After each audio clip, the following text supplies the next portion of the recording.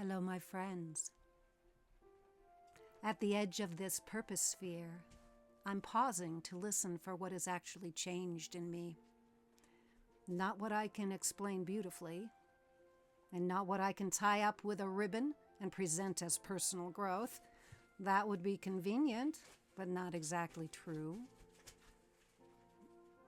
More like what has made it into my body. What has changed the way I breathe, respond, or stay with myself when life is being very much life? This season of the work has been teaching me quietly, in the body first, before my mind knew what to call it, which is inconvenient because some part of me still enjoys a tidy conclusion. But the real change is not tidy.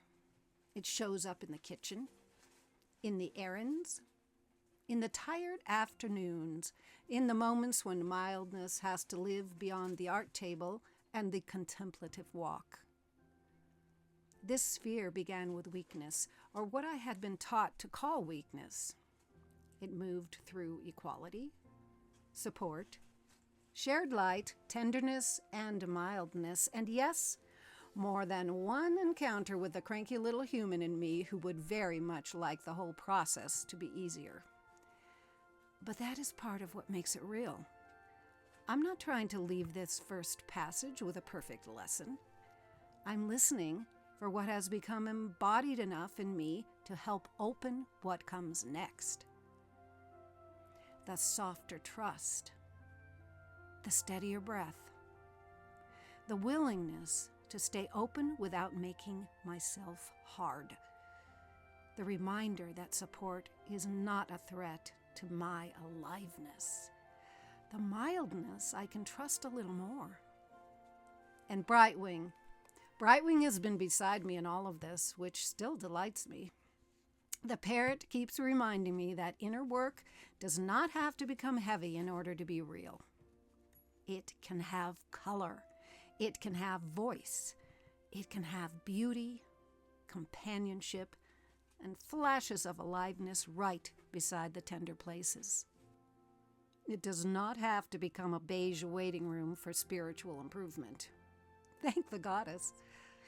So as this chapter closes, I want to gather what is real.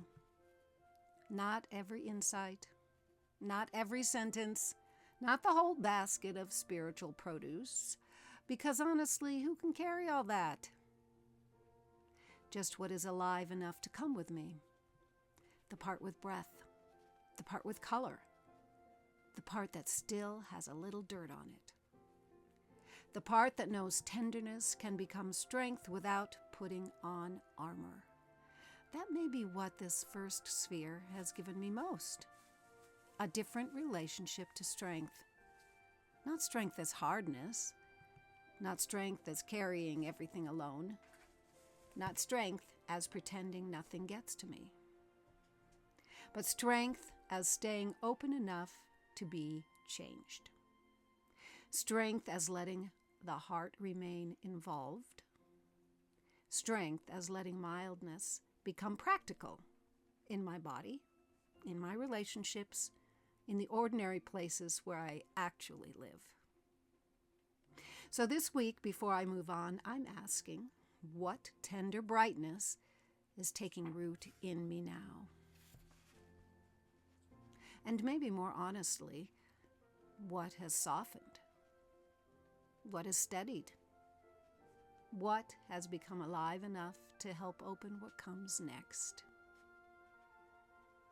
So I'm not closing this with a perfect lesson. I'm closing it with what I can actually feel. A softer trust. A steadier breath.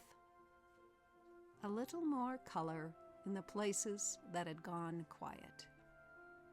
And a small, bright courage willing to come with me into what opens next.